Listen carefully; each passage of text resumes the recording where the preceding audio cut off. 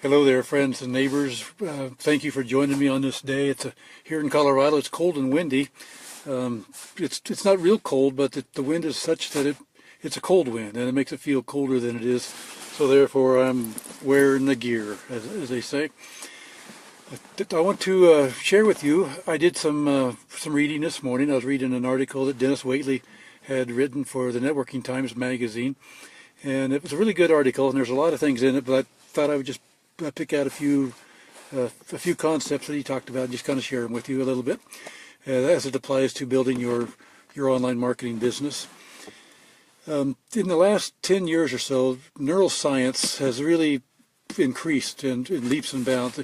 People, in the last 10 years, we've learned more about the brain and how it works than in the previous 50 years. And some of the things we're learning are strengthen the beliefs that we've already had about how the mind works and how you can use the mind to better your life. But the research has also dispelled some myths. There are some myths that we've had about how the brain works that the latest discoveries in neuroscience is saying not true. So I wanted to talk a little bit about some of the things that how neuroscience can help your network marketing business, and just some concepts that Dennis Waitley had pointed out. So when you're doing your network marketing, this is one of the things that he says is that scarcity and timelines drive decisions. So you as a customer, if you're seeing an advertisement for something and it says, this offer is only good for 30 days, and then you're just going back to the regular price, sometimes that will drive your decision to go ahead and buy now. And that's what it means by the statement, that scarcity and time deadlines drive decisions. So in your marketing, if you can figure out a way to put a deadline on your offer, it messes with the neurology in the customer's mind, and he says, this is scarce. I need to get a hold of it right now before it's gone. And so that's one of the things that you can do in your online marketing. However, and this is my own personal opinion and my own personal philosophy, you want to be real. You want to be honest. You want to be transparent. If your offer really is not going to go away in 5 days, don't say that it's going to go away in 5 days. Because number one, when people see these things online, that this offer, get this offer for only 5 days and it's gone, most of the time people look at that and they say, that's not really true. They don't believe that. Or if the ad says, I'm looking for 5 new team members, and then I'm going to cut it off. And you're thinking, and the customer's thinking to themselves, now, is he really going to cut it off after 5? What network marketer in their right mind stops it, at 5? Unless they really have to. For most people, it's a marketing play, and it comes across as a marketing play. So here's the point again that Dennis Waitley says, and then my caveat to that. Yes, scarcity and timeline deadlines do drive customers' decisions, but at the same time, be honest. Keep network marketing real. If it's not true, don't say it. If you're asking for 5 customers, but what you really want is 10 or as many as you can get, don't say you're only looking for 5. Be credible. Don't. You're only damaging your own reputation when you do that. So it's something you can use if you can figure out and make sure that it really is the truth, that it really is, you really are being honest when you're saying that this offer or this, whatever this is limited time only. Make it real.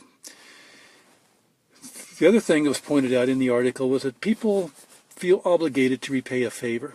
So if you're giving good service to your customer or to a potential client, they're more likely to, deep in their subconscious mind, want to repay you with a favor.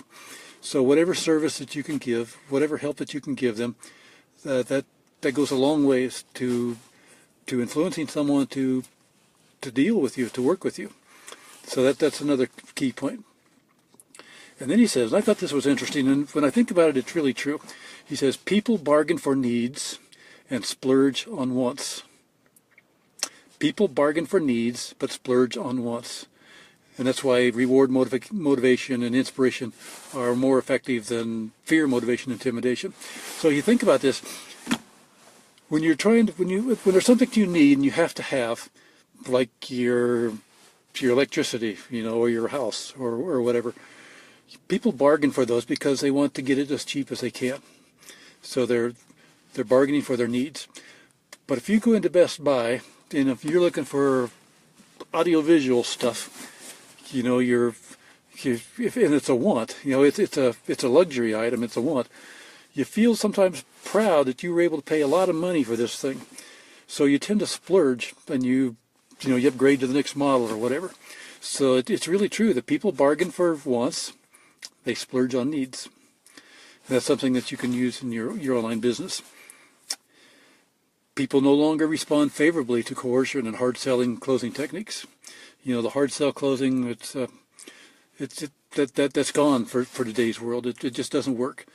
People like making their choices when they feel that they're making their choice without outside pressure. So anything that you can do in your marketing to make it feel like it's the customer's decision, do that. Don't make it hard sale. The idea of closing a sale is just obsolete. The idea now is to nurture a long-standing relationship, and it's the secret really to a winning team, a winning customer retention, and for innovation. You need to make it so that they're willing to work with you, to trust you, and so you don't want to do the hard sale. You want to do the warm fuzzy stuff, if it's real. Again, keep it real. When it comes to sales quotas and goal setting, Dennis Waitley says that incremental steps work best. If you can get them to do a minimal purchase, that will lead to escalating commitments. Start them slow, and then they build up to the larger purchases. Same thing when you're doing your goals. There's all kinds of philosophies on doing goals, and I'm not going to tell you which one to adhere by. But what Dennis Waitley says is that the small success leads to increased confidence and more risk taking. So you start from one small step to another. And in some ways, I can see that we're asked sometimes to reverse engineer our goals. So if you start out with, say, I want to make a goal of $100,000 this year, you figure out, okay, how much is that a month? How much do I have to make a month in order to make that $100,000? And how much do I need? How much do I have to make in a week in order to make that particular amount for the month? And how much do I need to make a day to make that particular amount for the week? So you're breaking it down into smaller steps. And then you can break that down into, okay, if I'm going to make this amount of money per day, what kinds of things do I need to do in order to accomplish that?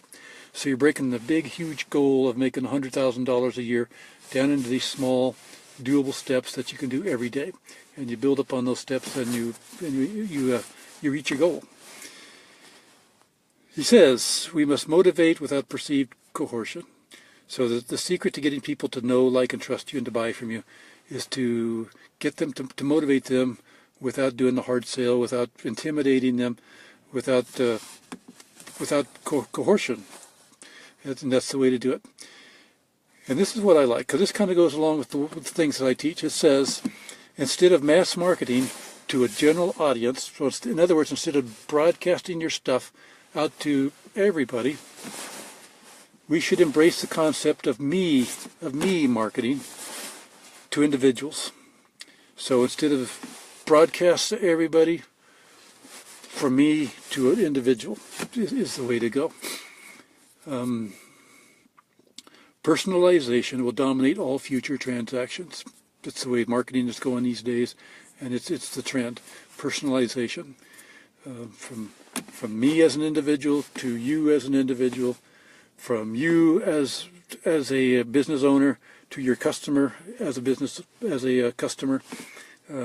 Think individual. Think individual needs. Try to fix the individual's needs instead of just sending something out and hoping that somebody somewhere likes it. Okay? And our communications and our training should be interactive to personalize that relationship and to lead to royalty. Not the royalty. My mind, my mouth getting a little triggered or getting a little mixed up here, going over my tongue. Let me try that again. Our communications and training should be interactive to personalize the relationship and lead to loyalty and retention. So if people know, like, and trust you, they're going to be more loyal to you, and they'll stick around longer as a customer or as a business member. So that's pretty much, the things I gleaned out of it. Again, it's if you want to learn more about this stuff, if you like what I'm telling you, I encourage you to go to my Facebook page. That's Facebook, www.facebook.com/Health and Freedom with Roger Cox. That's where I keep most of my tips and stuff, and mixed in with a few little funny things, I guess. So go there. Let's talk. Let's communicate. If you like, what I'm teaching you, let me know.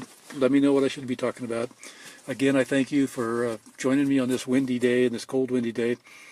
It reminds me of something my father used to say, is that when it was cold out, he would say, it's kind of foolish to be out in this coolish. And I've always remembered that, and I find myself using that same phrase sometimes. I talk a lot like my dad.